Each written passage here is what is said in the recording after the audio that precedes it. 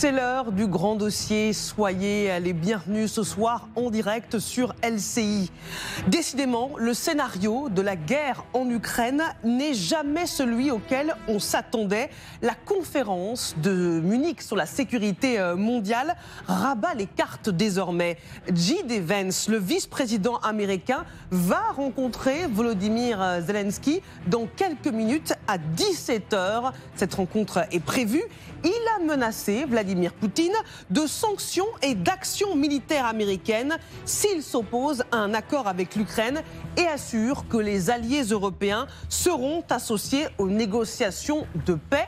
Dans un discours très offensif, d'ailleurs, le vice-président américain a appelé les Européens à s'occuper, à s'impliquer davantage sur ce qui se passe sur leur territoire. Un virage presque à 180 degrés par rapport aux propos de Donald Trump hier, qui semblait vouloir offrir l'Ukraine sur un plateau au président russe. Après leur coup de fil, on voit ce soir que la situation est bien plus compliquée. Pas question pour les Européens de leur côté de ne pas réagir. Emmanuel Macron est monté au créneau dans les colonnes du Financial Times et met en garde contre une paix qui serait une capitulation. Le mot est fort, lourd de sens dans l'histoire de l'Europe. C'est l'avenir de l'Ukraine qui s'écrit en partie ce soir avec différents niveaux de lecture que nous allons décrypter. Face à Poutine, Donald Trump joue-t-il en fait double jeu? C'est la question du grand dossier ce soir. Volodymyr Zelensky, très offensif, a affirmé lors de cette conférence de Munich que le président américain était en mesure de faire plier son homologue russe. Le président Trump est plus fort que Poutine. Mais c'est un risque pour le monde, oui. Il y a un risque, un danger pour le monde. Pourquoi ? Car le reste du monde est beaucoup plus menacé que les États-Unis en eux-mêmes, vous savez.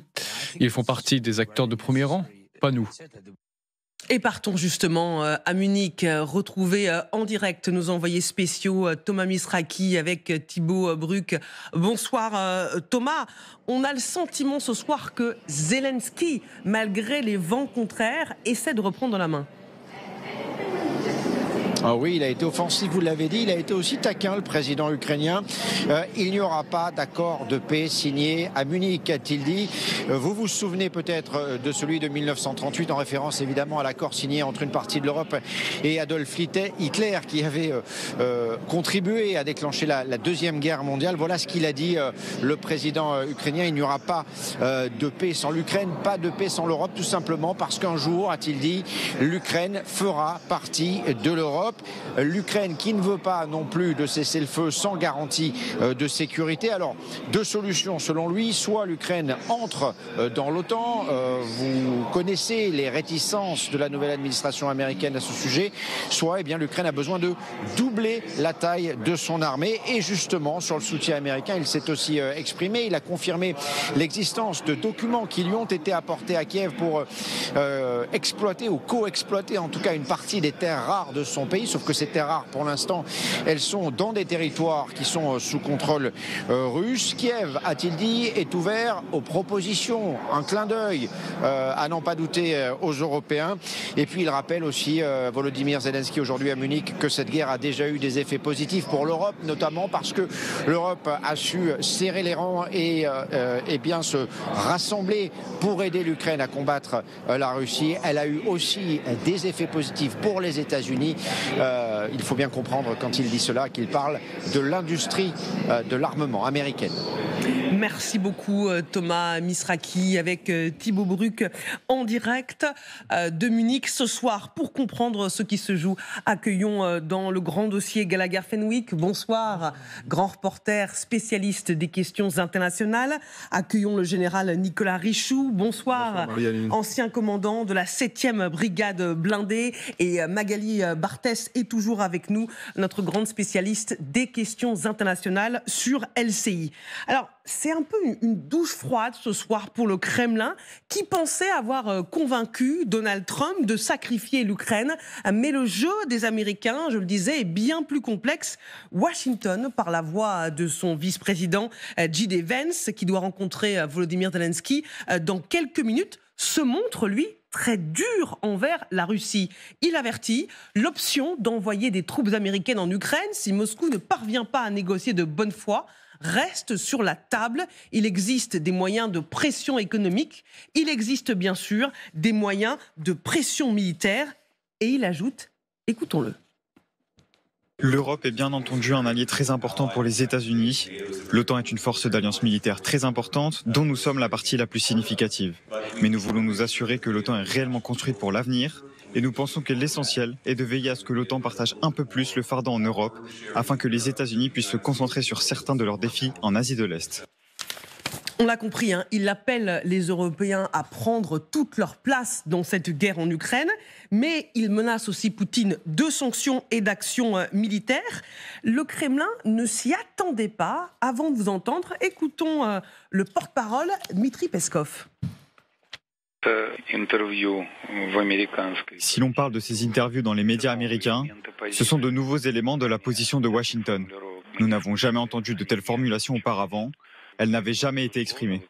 Il est certain que lors des prochains contacts dont nous avons parlé, nous nous attendons à recevoir des explications supplémentaires. Christine Dugouin-Clément nous a rejoint. Bonsoir. Bonsoir. Vous êtes chercheuse en géopolitique pour la chaire Normes et Risques à l'IAE Paris-Sorbonne Business School et pour le think tank Cap Europe. Merci d'être avec nous ce soir. Gallagher d'abord. L'américain, le franco-américain. À quoi jouent les Américains? En moins de 24 heures, on a le sentiment qu'ils ont soufflé le chaud et le froid face à Moscou. Justement, vous avez dit que c'est un peu une douche froide pour le Kremlin. Je ne suis pas certain qu'elle soit nécessairement chaude pour les Ukrainiens, vu ce qu'a dit et fait comprendre Volodymyr Zelensky aujourd'hui, la manière dont les choses sont en train de se dérouler à Munich. Non, je pense qu'en réalité, la négociation, elle a déjà commencé. Vous notez que Peskov parle des prochains rendez-vous à venir. Ça veut dire qu'il y a un calendrier, même s'il reste assez vague. En tous les cas, il y a des échéances qui sont annoncées. Il ne dit pas du tout que c'est un sujet qui mène à la rupture et qu'il est hors de question de reprendre, sauf si les Américains concèdent ou que sais-je. Donc voilà. Après, je pense que entre les différents personnages qui se sont beaucoup exprimés ces dernières 24-48 heures, que ce soit le secrétaire à la Défense Pete Hegseth, le vice-président J.D. Vance, ou le président Donald Trump, il y a plusieurs choses qui se déroulent. D'abord, chacun a son style, il ne faut pas l'oublier. La seule chose, c'est que Pete et JD, ils veulent être bien calés dans la roue du président, et c'est pas évident, quand on parle de Donald Trump, de savoir ce qu'attend et ce que veut le patron. Donc, Pete Hegseth en a fait un petit peu trop, il est revenu en arrière sur des propos qu'il avait tenus. J.D. Vance n'exclut rien, ce qui me paraît être quand même une manière assez basique et fondamentale de négocier. C'est-à-dire que... Mais on n'a pas entendu Donald Trump dire que justement, Donald Trump, lui, il a tout concédé avant même de s'asseoir. Oui. Mais son vice-président, lui, laisse justement une porte ouverte. Non, je pense que moi, la formule, si vous voulez, parce qu'il y a quand même beaucoup de brouillard, moi, ce que j'ai retenu, c'est quand J.D. Vance, il dit, vous savez quoi, il y a un nouveau shérif et il s'appelle Donald Trump. Et qu'est-ce que ça veut dire? Ça vous donne, si vous voulez, à voir la manière dont cette administration conçoit les relations internationales et le monde. C'est le Far West. Et l'OTAN, c'est un saloon. Et donc, il défonce la porte d'entrée et il met la note sur la table, il regarde tout le monde dans les yeux et dit maintenant, vous allez tous payer, que ça vous plaise ou non. Sauf que nous, on n'est pas les larbins. Et c'est ça aussi, c'est ce moment-là qui est en train de traverser l'Europe, où elle doit se réveiller, se ressaisir et faire comprendre qu'il y a un vieux shérif, effectivement, et qu'il n'a pas dit son dernier mot. Maintenant, charge à nous de l'identifier et de lui faire dire et faire des choses concrètes. Général Richoux. Oui, mais alors le problème, c'est qu'en Europe, on n'a pas de shérif. Donc là, on a un vrai souci.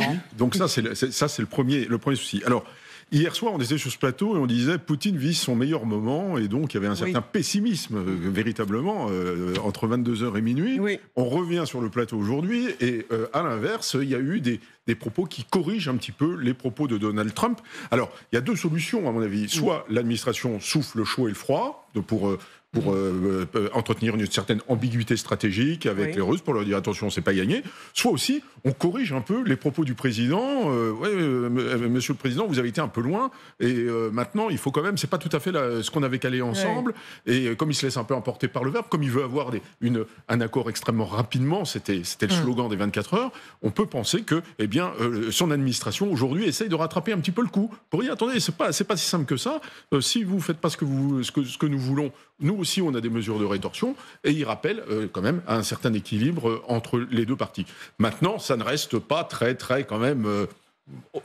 optimiste quand même pour les Ukrainiens, parce qu'à aucun moment il ne dit qu'il prend le parti des Ukrainiens, et donc à aucun moment il dit qu'il faut une paix juste au profit des Ukrainiens. Il veut la paix simplement parce qu'il a promis la paix. C'est tout ce qui l'intéresse. Et les raccords avec Pete Hegseth, par contre, ça c'est très marquant sur le désengagement américain du dossier européen. C'est-à-dire, il parle de deux choses, de core interests, donc les intérêts fondamentaux, et ça c'est domestique, c'est intérieur, immigration, économie, et de la zone Indo-Pac, avec évidemment un focus tout particulier sur la question chinoise. Et ça, en revanche, ça c'est linéaire, là il n'y a pas de dissonance, que ce soit dans le bureau ovale, à l'OTAN ou à Munich. Christine Dugouin, Clément, comme le rappelait le général Richoux, hier on avait le sentiment que Trump laissait entendre qu'il allait régler la paix en Ukraine sur le dos des Ukrainiens directement avec Vladimir Poutine. J.D. Vance dit non, les Européens seront associés. Poutine, il n'est pas question de lui accorder tout ce qu'il veut. On a encore l'option militaire sur la table. Comment vous le comprenez, ce double discours ? Alors, il y a plusieurs choses. L'hypothèse, effectivement, du rétropédalage de l'administration, c'est ce qu'on avait beaucoup vu sur la première mandature Trump. On n'était pas non plus dans la même configuration, y compris sur les personnages qui sont au poste clé, qui ont été beaucoup plus verrouillés par le nouveau président américain. Ce qu'il y a, et là je rejoins clairement ce qui a été dit, on a eu cette promesse de la paix en 24 heures, maintenant on est en 100 jours.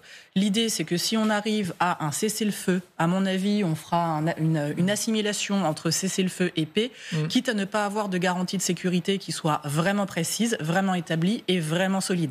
Ça permettrait quand même à Donald Trump d'arriver et de dire qu'il a amené la paix, quitte à faire un petit peu cette confusion des genres entre cessez-le-feu non stabilisé, potentiellement, et paix vraiment encadrée ou autre. On a ce premier enjeu-là.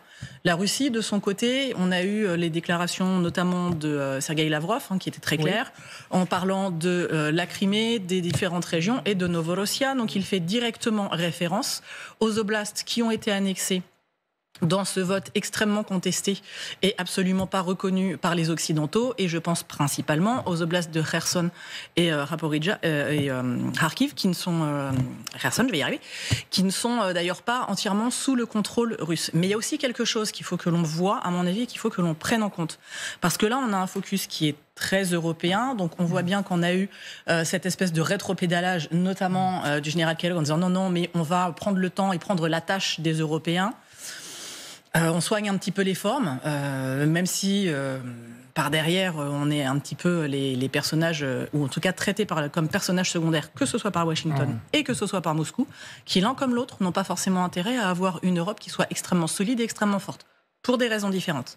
Mais si on se pose la question côté Moscou, il n'est pas aussi évident que ça, et là pour des raisons intérieures, puisqu'il ne faut jamais oublier les raisons intérieures d'un pays, à avoir à la limite demain une paix complète et totale. Pour des raisons qui sont différentes. On parle souvent du coût humain, on parle souvent du coût militaire. Ça, c'est des choses que l'on évoque. Par contre, si demain la guerre s'arrête, on a une fédération de Russie qui a fait un pivot complet de son économie en 2 ans, en tournant tout vers l'industrie militaire. Là, ça veut dire que si ça s'arrête demain, il faut faire pivot inverse. Ça veut dire que si ça s'arrête demain, tous les gens qui sont mobilisés sur la ligne, les conscrits, les engagés, etc., vous allez les sortir. Vous allez sortir, vous allez les récupérer. Ils vont arriver où ? C'est des gens qui ont pu faire l'objet de traitements pour le mieux rugueux dans l'armée russe, voire potentiellement de maltraitance. Je ne parle même pas des syndromes de choc post-traumatique de combattants qui se sont trouvés sur une guerre de haute intensité. Donc vous avez des gens qui vont retourner sur le territoire russe, potentiellement avec des traumatismes, potentiellement en ayant une connaissance du maniement des armes et potentiellement en ayant des histoires à raconter au sein de la population qui ne seraient pas glorieuses. Qu'est-ce que vous en déduisez justement ? Qu'un cessez-le-feu instable, avec de potentielles violations, ça serait peut-être quelque chose de plus profitable, c'est-à-dire On a un cessez-le-feu, on garde un contrôle militaire sur les territoires occupés, puisque là, à l'heure actuelle, on ne sait pas comment ça se passe. Si demain c'est la paix, on n'a plus une gestion militaire, on a des gestions administratives. Donc moins de contrôle, c'est pas si simple que ça. Si vous avez un besoin de garder une industrie militaire qui tourne, si vous avez quand même une position militaire bien moindre, donc vous limitez le coût, mais qui vous permet de le garder, vous n'êtes pas plus mal. Arriver à une paix totale et absolue, sauf à avoir absolument tout ce qu'ils veulent en étant tapis, ça, c'est un enjeu qu'il faut quand même qu'on garde à l'esprit parce que les choses ne sont pas forcément aussi simples que ça. Et on a quand même une relation Trump-Poutine qui peut interroger. Ce qui est sûr, et c'est ce qu'a rappelé le secrétaire à la défense américain Pete Hegseth, c'est que c'est le président américain qui sera à la manœuvre personnellement pour gérer la fin du conflit. Il n'est pas nécessaire d'être dans une position de confiance pour négocier un accord. Mais encore une fois, je suis le secrétaire à la défense. Ce n'est pas à moi de lire dans les pensées de Vladimir Poutine. C'est le président Trump qui sera à la table avec Zelensky et Poutine. Il n'est pas nécessaire de faire confiance à quelqu'un pour négocier avec lui.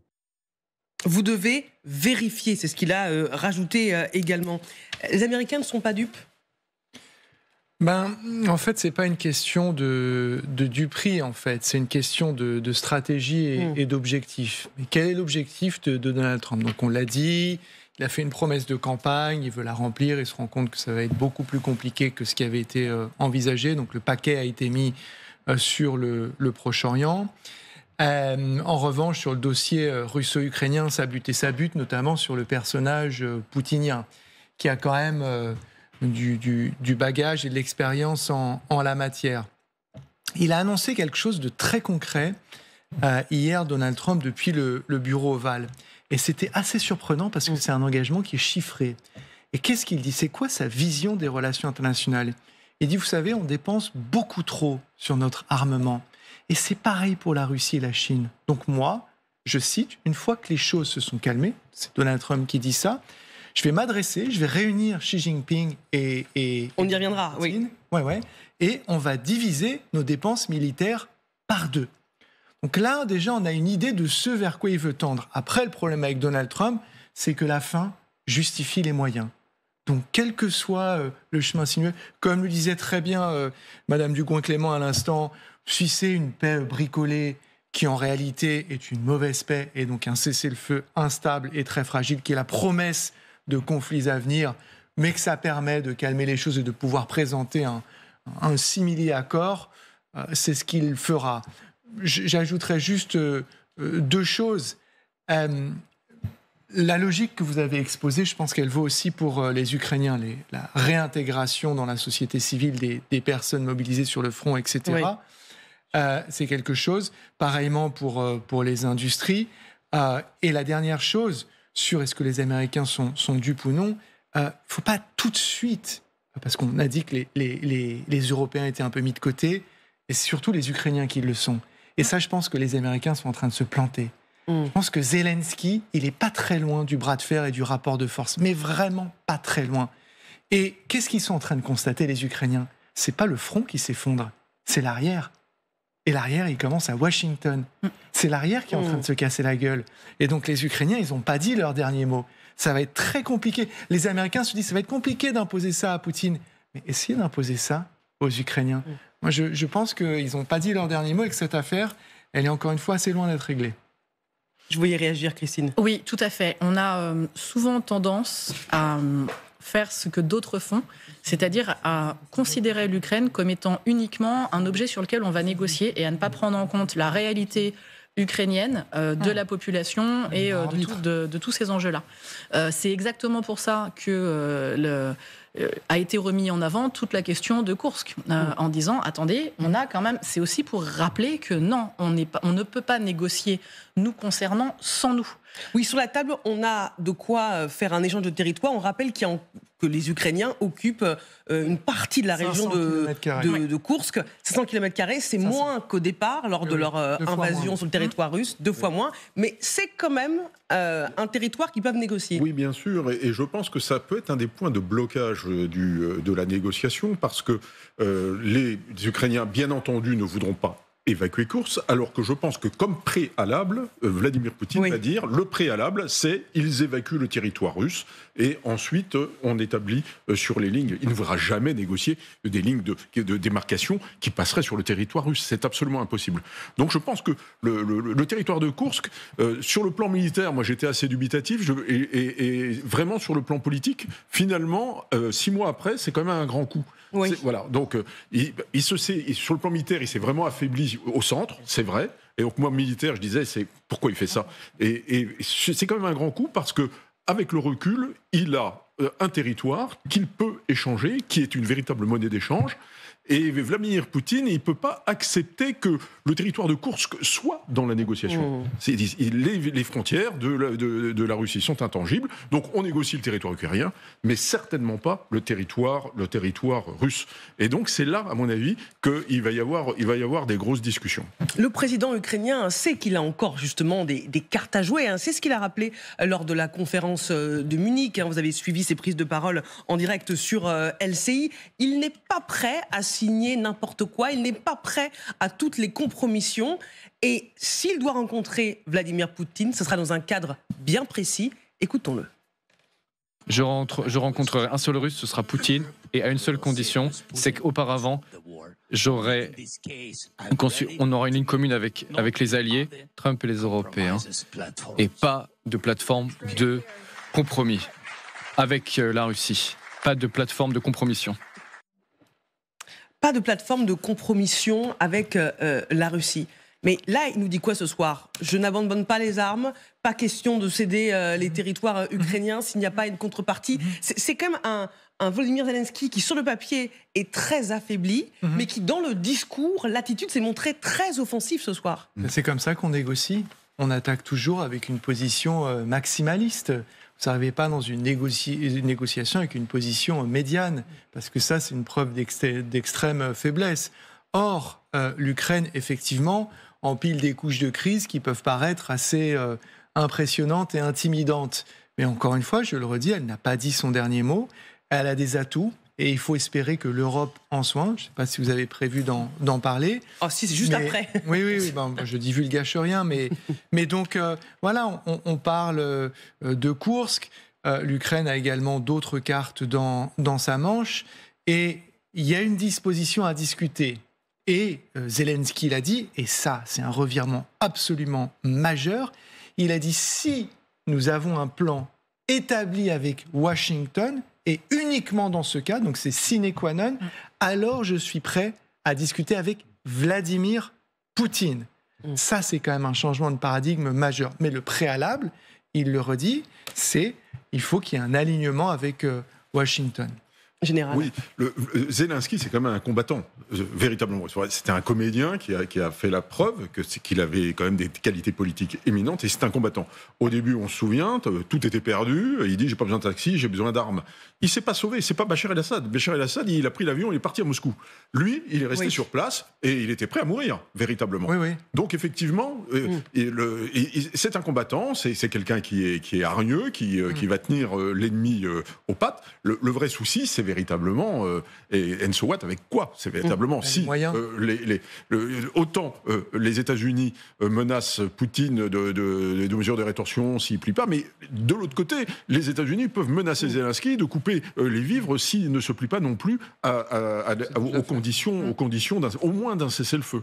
Et donc c'est là que ça va être compliqué, parce qu'aujourd'hui, il est évident que l'Europe n'est pas capable de suppléer les manques américains s'ils venaient demain à arrêter leur livraison d'armement et leur soutien logistique. Ça a été très clairement dit par la chef de la diplomatie européenne, par Emmanuel Macron, dans une interview au Financial Times, sur laquelle on va revenir dans un instant.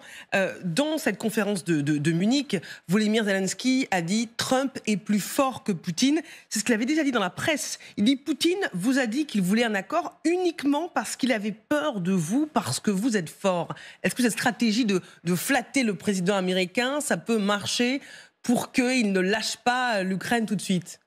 et pas à n'importe quelle condition. C'est certainement pas le seul argument et pas le seul élément qui pourrait jouer. Vous savez, la vie dépend de celui qui l'écoute, tout flatteur, certes. Il y a quand même d'autres éléments qui sont, à mon avis, à prendre en ligne de compte, notamment sur ce qui était posé sur la table. Il y a la question de tout ce qui va être minerais critiques et terres rares, même si l'expression de terres rares est discutable, que détient l'Ukraine. Le président Trump a déclaré il y a une petite semaine, que les États-Unis souhaitaient qu'on ait un échange et qu'il y ait une entrée de ces produits-là. Donc il y a aussi cet élément-là. Et on est avec un président qui est également transactionnel.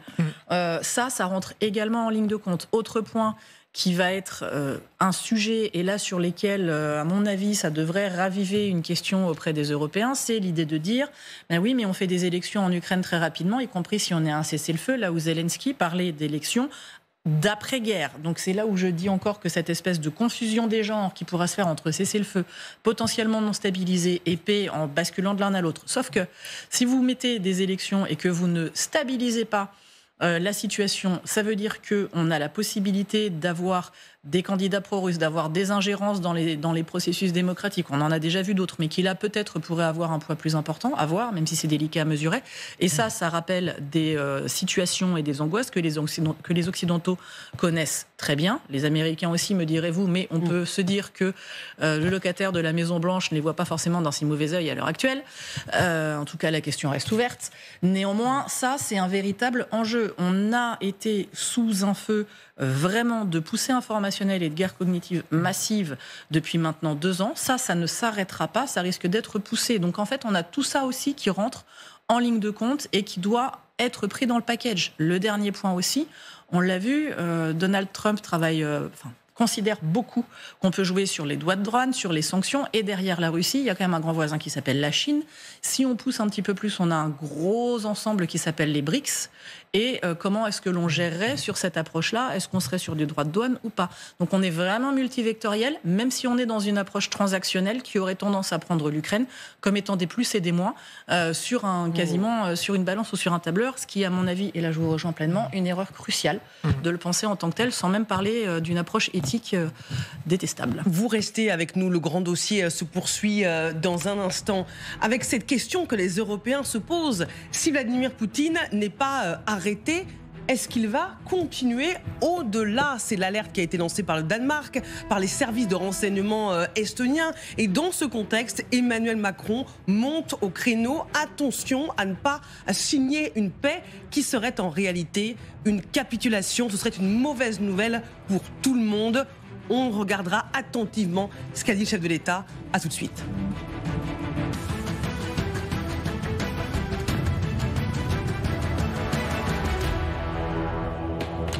Le grand dossier se poursuit, consacré à cette question ce soir. Face à Vladimir Poutine, Donald Trump joue-t-il double jeu? Les Américains n'ont pas l'intention d'offrir l'Ukraine au président russe sans négociation ardue. Tout est sur la table, y compris l'envoi de troupes américaines au sol pour faire plier le président russe, a dit J.D. Vance, le vice-président américain. Le ton est donné dans le rapport de force et on voit bien que le jeu de Washington est plus complexe qu'il nous le paraissait hier soir. Accueillons dans le grand dossier Jean-François Bureau. Bonsoir. Bonsoir. Ancien secrétaire général adjoint de l'OTAN. Merci beaucoup d'être avec nous en direct ce soir. Dans ce combat pour ne pas sacrifier l'Ukraine à Vladimir Poutine, Emmanuel Macron est monté au créneau dans les colonnes du Financial Times et il a fait cette mise en garde.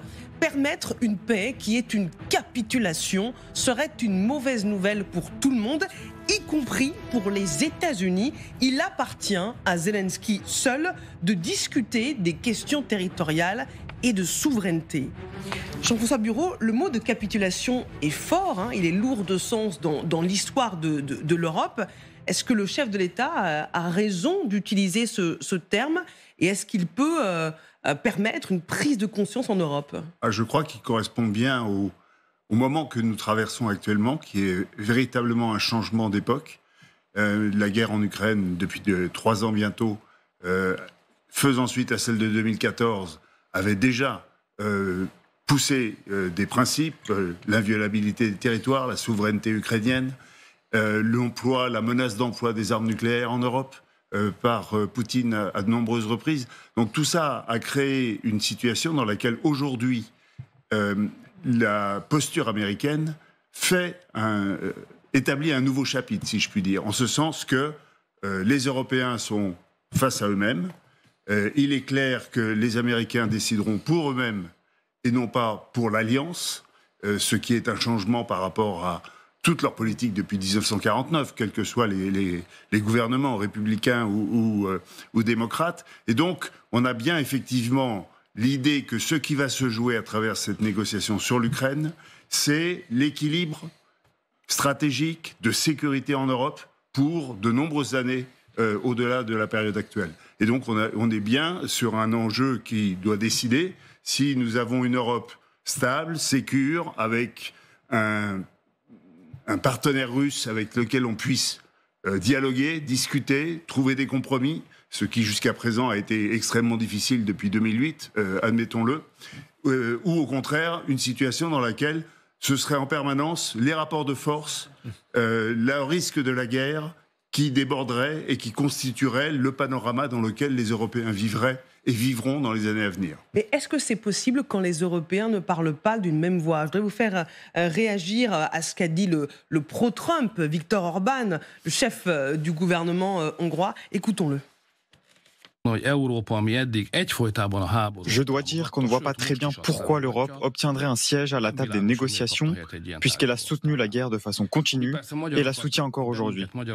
En ce qui nous concerne, nous, les Hongrois, je peux dire que nous serons partout où les intérêts hongrois seront discutés. Nous nous battrons pour les intérêts hongrois et j'obtiendrai tout ce dont nous avons besoin pour la Hongrie. On a bien compris que Moscou avait ses relais pour peser en Europe contre un soutien à l'Ukraine. Oui, mais on a aussi, avec ce que dit M. Orban, l'illustration d'un changement d'époque. C'est-à-dire qu'avoir aujourd'hui, au sein de l'Union européenne, au sein de l'OTAN, la Hongrie est membre de l'OTAN, des responsables politiques qui clairement expriment une réalité simple. En dehors des intérêts hongrois, tout le reste, je m'en moque. C'est ça son message. Et donc, ça traduit bien l'autre risque que les Européens ont à traiter, qui est celui d'un écroulement du système européen, d'un écroulement de l'Union européenne dans sa capacité à être fédérative, à mobiliser l'ensemble des acteurs et des États membres de façon organisée pour avoir un système de sécurité en Europe qui soit viable. Je crois que la partie n'est pas jouée, c'est-à-dire que l'histoire n'est pas écrite. Mais il est vrai que les Européens vont devoir faire des choix compliqués et afficher une détermination que ce qu'on vient d'entendre n'illustre pas beaucoup. Bien sûr. Parole aux militaires sur le terme de capitulation. Si on accepte une paix, un accord aux conditions de Vladimir Poutine, ce serait une capitulation? C'est une capitulation. La capitulation, c'est se remettre entre les mains de l'ennemi. C'est ce qu'on appelait la déditio à l'époque romaine, c'est-à-dire qu'on capitulait et on se remettait, on abandonnait toute personnalité juridique et on se remettait dans les mains du vainqueur. C'est ça la capitulation. Donc c'est vraiment un terme très fort. L'Allemagne nazie a capitulé. Là, ce que l'on cherche quand même, c'est pas tout à fait le terme capitulation. Mais je suis d'accord avec ce qui vient d'être dit. C'est l'ordre international de demain qui est en jeu. Et si on capitule vis-à-vis de Vladimir Poutine, c'est l'ordre basé sur la force pure, le rapport de force pure qui va prévaloir demain. Et donc, il n'y a pas de raison qu'une fois que Vladimir Poutine a réclamé sa Crimée, ses pays du Donbass, une partie de l'Ukraine comme étant à lui, eh bien, tous les pays du monde peuvent réclamer une partie de son voisin, etc. Et je rappelle quand même que la Hongrie, elle a un contentieux également avec l'Ukraine, qui est un contentieux avec une minorité hongroise que M. Orban déclare en permanence opprimée sur son territoire. Et donc ça peut expliquer aussi la position de Orban qui n'est pas favorable à l'Ukraine. Voilà. Enfin, Orban, on ne peut pas en attendre autre chose, quoi que ce soit.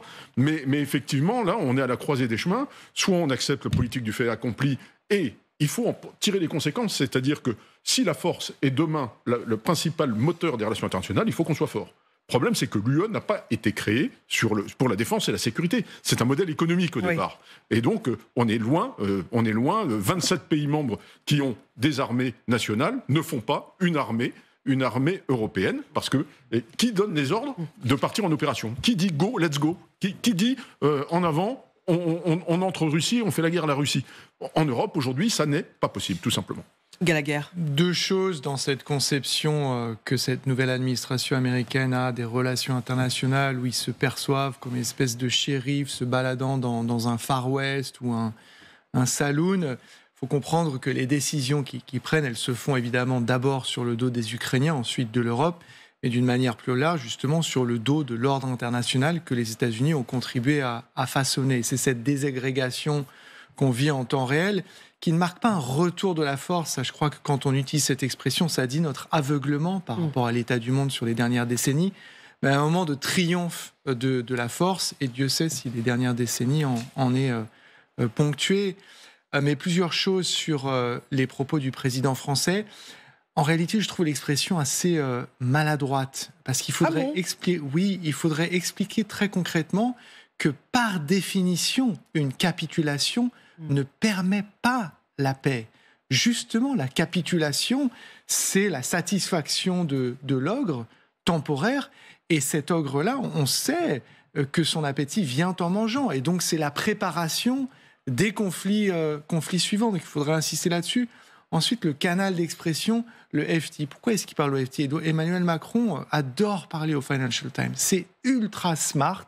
C'est un peu comme accorder un entretien au Economist. C'est britannique, c'est pas américain. Vous parlez aux intellos du département d'État qui vont mettre quelques jours à faire remonter les notes à Marco Rubio, etc. Et ce serait bien que Emmanuel Macron, qui s'exprime très bien en anglais, aille sur Fox News ou sur Newsmax ou sur ces canaux qui sont, et on les connaît, ils sont ultra influents. Leurs journalistes ou influenceurs, appelez-les comme vous voulez, ils ont désormais pignon sur rue dans la salle de presse de la Maison-Blanche, et ils sont tous les jours dans le bureau ovale à lancer leurs questions, qui n'en sont souvent pas vraiment, au président Donald Trump. Donc je pense que vu la gravité de la situation et l'urgence du moment et la parfaite maîtrise des codes de la communication de ce président et de son équipe, je pense que ce serait bien de commencer à, de temps en temps, le FT au Richard Quest pour lui montrer les œuvres qu'on a soi-même choisies pour les mettre sur les murs de l'Élysée, mais aussi commencer à s'adresser à Donald Trump avec courtoisie, mais avec une certaine fermeté, avec des messages très très clairs. Je vois réagir, Jean-François Bureau. Je partage à la fois ce qui est dit sur l'importance de s'exprimer vers les Américains eux-mêmes, également à travers les canaux qui sont appropriés dans le nouveau contexte politique américain. Je nuance simplement sur un point. Je pense que le choix de la presse britannique, disons, par le président, elle correspond à un constat. C'est que parmi les États capables en Europe de peser dans la situation future de l'Ukraine, il y a les Britanniques. Et on a besoin absolument que les Britanniques, les Français, les Allemands et tous les autres, bien sûr, mais les Britanniques soient là, bien qu'étant pas dans l'Union européenne. C'est aussi une des particularités de la situation, c'est que ce conflit en Ukraine et le processus dans lequel les Européens veulent être acteurs du règlement de paix implique une nouvelle relation entre les Britanniques et les Européens. Et j'allais dire la réintégration des Britanniques dans la communauté européenne, pas au sens institutionnel, mais au sens politique. Et c'est pour ça qu'il y a aussi une déclaration commune, me semble-t-il, en Weimar Plus, dont les Britanniques, 4 pays européens, plus les Britanniques. Et je suis absolument d'accord avec vous, sans les Britanniques, aujourd'hui, c'est quand même, à la France et les Britanniques, c'était, quand ils étaient au sein de l'UE, c'était les deux puissances, finalement. Et on a besoin d'eux. Mais Keir Starmer a justement rappelé qu'il n'abandonnerait pas l'Ukraine. On va voir que même l'Allemagne, qui était très réticente, est en train de faire un virage de son côté, puisque Emmanuel Macron a utilisé le mot de capitulation. Je pense que c'est un mot très fort pour appeler les Européens à prendre toute leur place à l'heure où beaucoup estiment en Europe, notamment les services de renseignement, qu'une guerre pourrait survenir sur notre territoire, menée par le président russe, s'il n'est pas arrêté. C'est ce qu'a dit Volodymyr Zelensky. Je crois, avec toutes les informations que j'ai reçues des renseignements, qu'il prépare une guerre contre les pays de l'OTAN l'année prochaine. Je le pense, mais je n'en suis pas certain.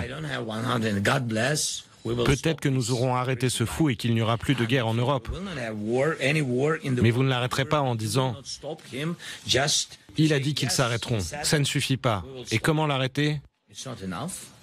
Avec des garanties de sécurité pour nous. Christine Douin-Clément, ne pas capituler, c'est aussi préserver l'Europe ? En fait, ce que dit Vladimir Zelensky, et ça rejoint un petit peu ce que vous disiez sur les difficultés rencontrées depuis 2008 avec la Russie, c'est qu'on est face à une puissance qui marche sur la ligne rouge et puis régulièrement la pousse un petit peu. Et en fonction de la réaction, prend un temps de pause, se reconstitue, réévalue force, faiblesse et surtout l'ensemble des faiblesses et repousse un petit peu plus loin à chaque fois. Et si vous regardez depuis 2008, on pourrait prendre la Géorgie, on pourrait prendre la Crimée, on pourrait prendre le Donbass, on va dire depuis 2014, avant d'arriver ici. Et là, maintenant, il faut rajouter aussi la démultiplication des crises qui sont agitées, certes, sur des terrains qui sont fertiles, que ce soit à l'intérieur des pays sur du social ou sur d'autres territoires. On est sur cette approche-là. Et c'est très précisément ce qu'il dit. Or, selon ce qui sera décidé, selon ce qui ressortira, il faut quand même voir deux choses. C'est que tout le monde s'est accordé pour dire que le droit international, de manière incontestable, était en faveur de l'Ukraine par rapport à sa souveraineté territoriale. Ça, tout le monde s'est mis d'accord. Donc si on vient en arrière, ça veut dire que, de facto, on autorise une puissance à bafouer le droit international, sur lequel nous nous fondons tous, et que ça passe finalement pas si mal. Ça passe crème, comme dirait mon fils.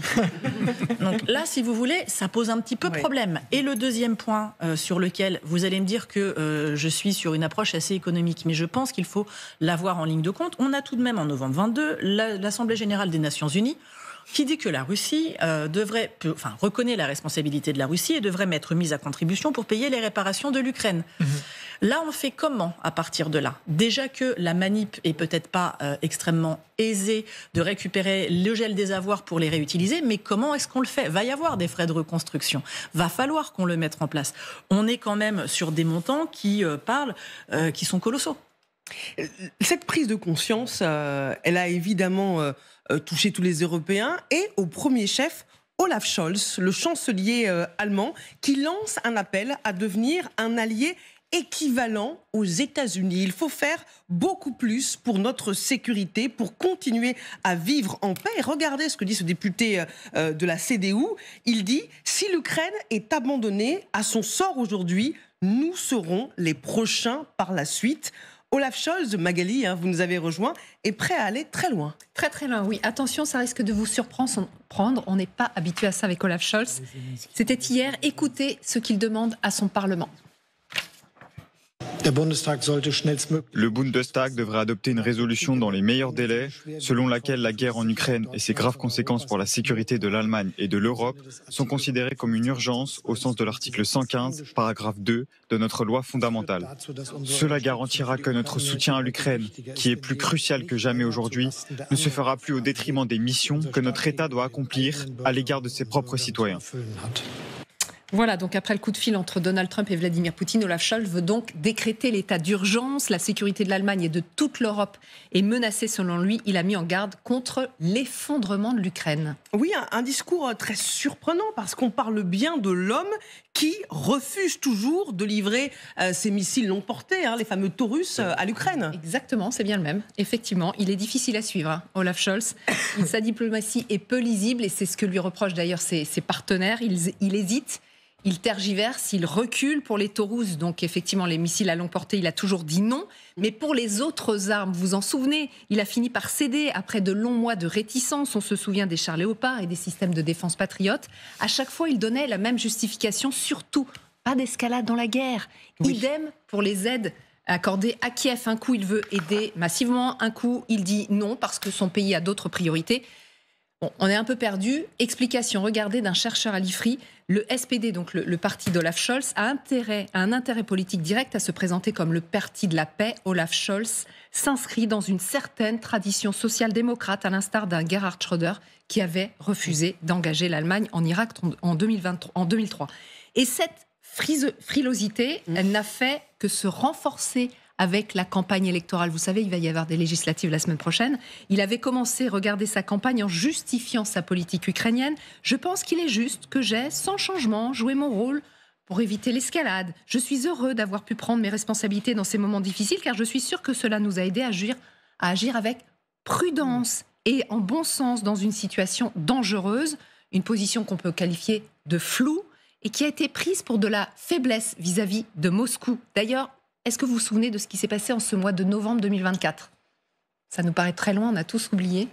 Eh bien, le 15 novembre, c'est Olaf Scholz qui avait appelé Vladimir Poutine et ça avait été un événement puisque c'était le premier coup de fil officiel entre un dirigeant occidental, bah oui, on a déjà oublié, et le maître du Kremlin. Ouais. Et ça avait évidemment déclenché la colère de Volodymyr Zelensky. Oui. Le chancelier Scholz m'a dit qu'il allait appeler Poutine. L'appel d'Olaf, à mon avis, ouvre la boîte de Pandore. Voilà, il avait peur, le président ukrainien, que ça ouvre la boîte de Pandore. En fait, c'est un coup de fil qui n'avait servi à rien, si ce n'est peut-être de remettre Vladimir Poutine dans le jeu et de le sortir de son isolement. Et pourtant, il n'a pas toujours été si prudent. Olaf Scholz, non, effectivement. Est-ce que vous avez en tête son discours 3 jours après le début de l'invasion russe en Ukraine ?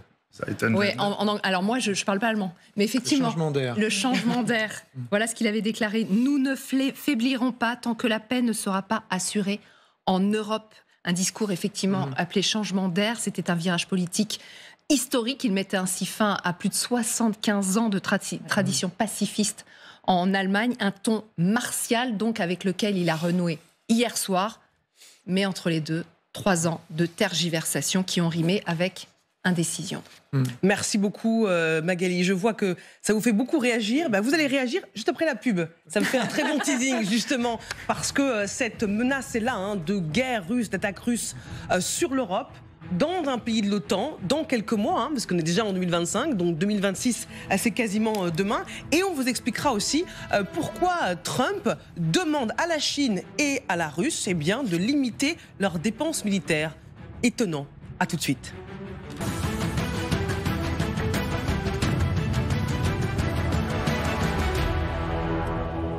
Vous êtes bien sur la 26, au bon endroit ce soir, devant le grand dossier consacré à cette question. Face à Poutine, Trump joue-t-il double jeu? Face à la stratégie américaine, les Européens ont bien compris que leur propre sort était en jeu au-delà de la guerre en Ukraine.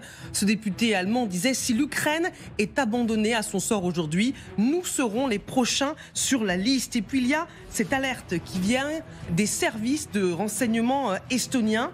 Si la guerre en Ukraine se termine favorablement pour la Russie ou si les hostilités sont gelées, il est presque certain que des unités militaires russes seront stationnées en permanence le long des frontières de l'Estonie en plus grand nombre qu'avant le 24 février 2022. Si la Russie réussit à poursuivre sa réforme militaire et à former les unités prévues, l'Estonie et l'OTAN seront confrontés dans les années à venir à une posture de force russe qui représente une menace militaire durable.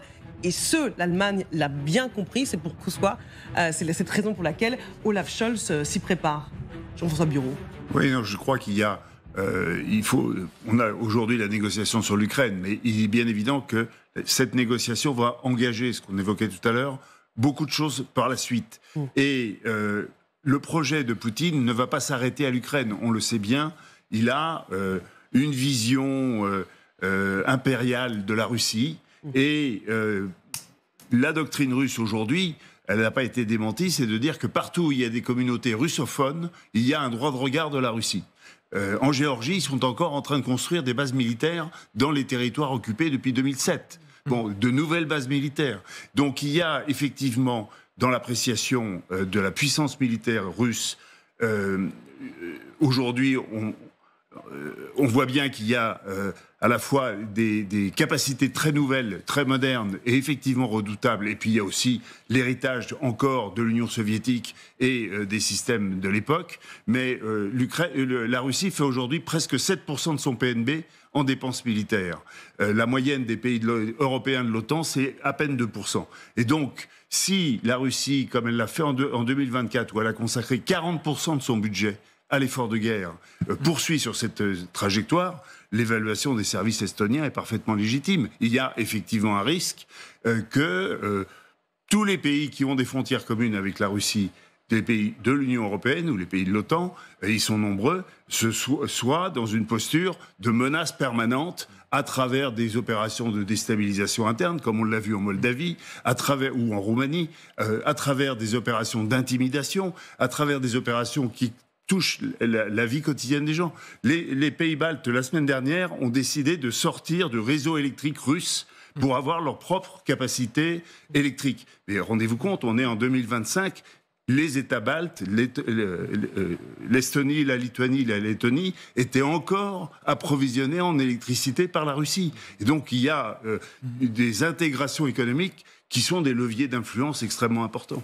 Général Richoux. Le drame de ce qui se joue actuellement, c'est-à-dire des négociations qui n'iront pas à la paix, mais qui iront sur un cessez-le-feu, vraisemblablement, c'est que dans tous les cas, enfin selon moi, la Russie joue gagnant-gagnant.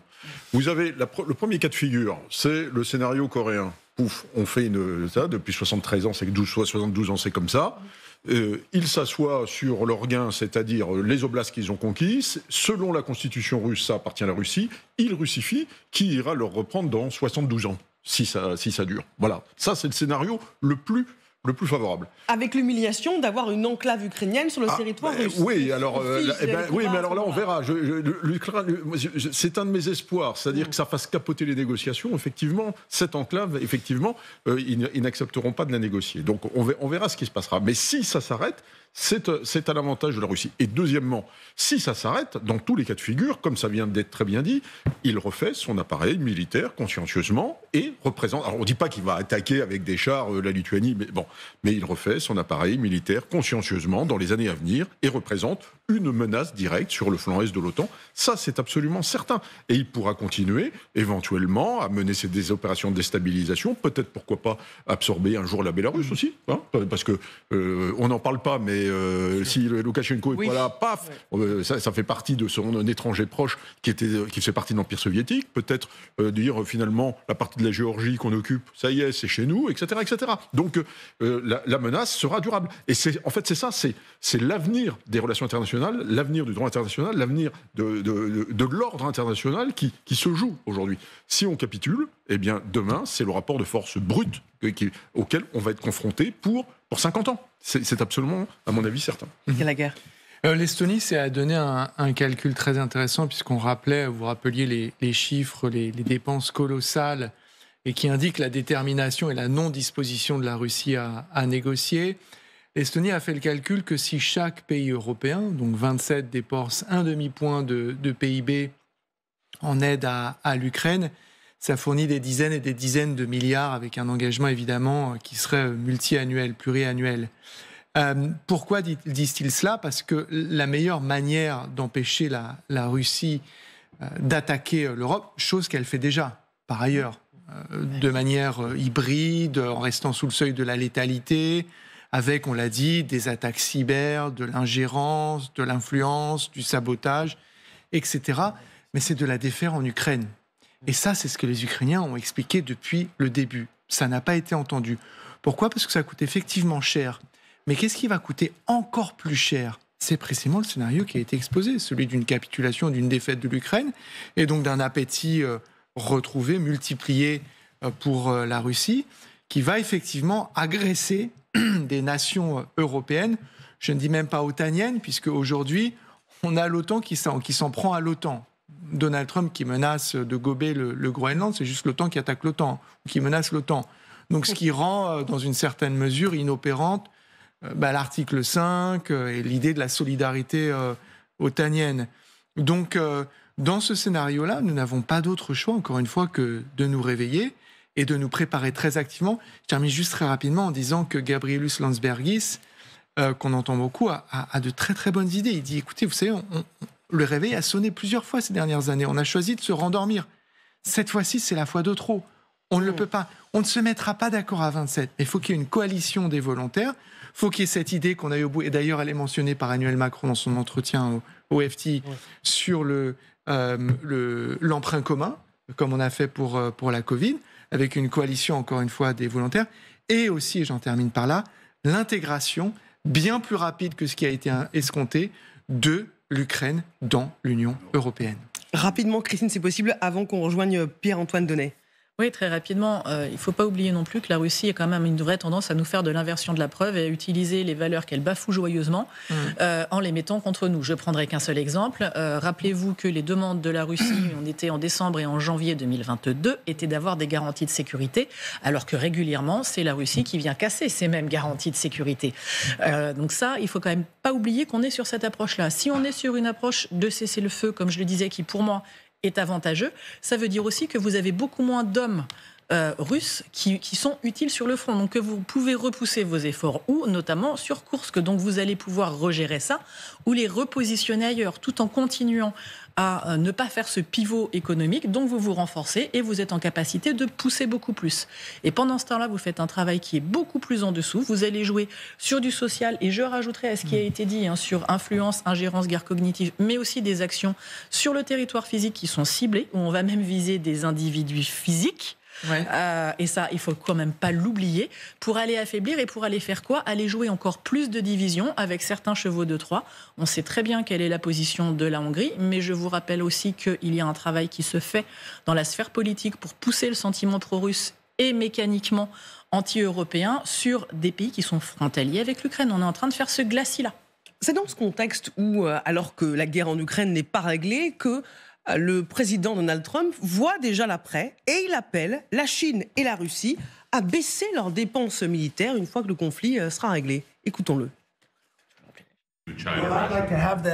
Dès que les choses se seront calmées, j'aimerais organiser cette conférence principalement avec la Chine et la Russie, parce que ce sont les deux pays qui sont vraiment sur le terrain.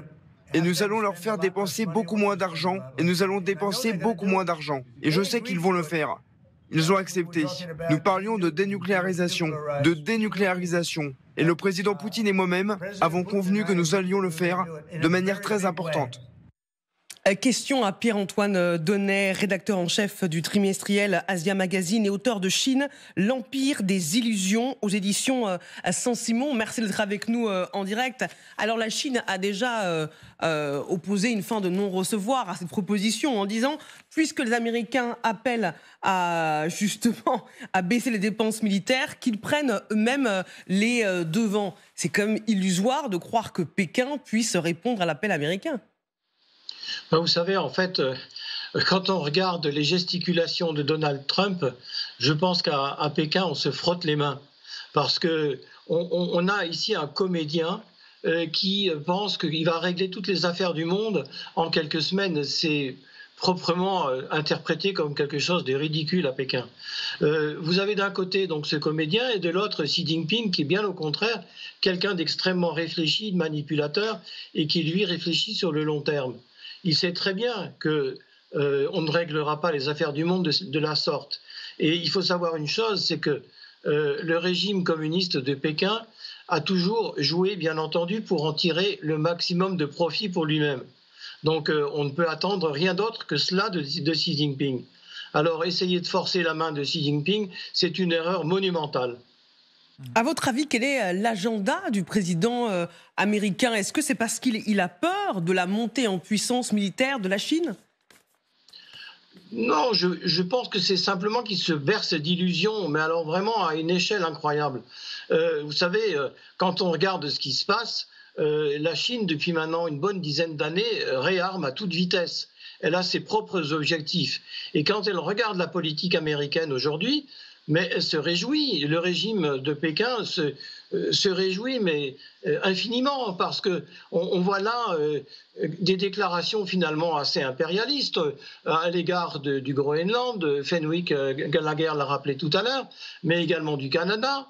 À vrai dire, c'est du pain béni pour le régime chinois, parce qu'il va s'adresser comme un messager de paix, comme il a tenté de le faire depuis très longtemps, mais aujourd'hui il sera plus convaincant, parce qu'il va dire, regardez, les États-Unis mettent fin à leur programme USAID, les États-Unis sont plus égoïstes que jamais. Nous sommes une puissance de paix, écoutez-nous. Et donc là, effectivement, le message de Pékin sera peut-être un peu plus convaincant grâce justement aux gesticulations du président américain.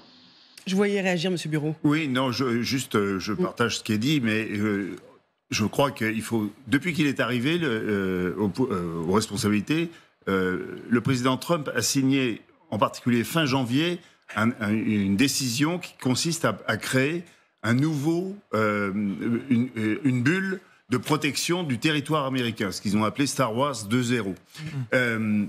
Ça rappelle les projets du président Reagan de 83 et 85, mais aujourd'hui, pour mettre en place cette bulle, cette protection du territoire américain, dont d'ailleurs, dans leur plan, ils incluent tout l'article et donc le Groenland et la partie nord du continent, c'est un investissement considérable.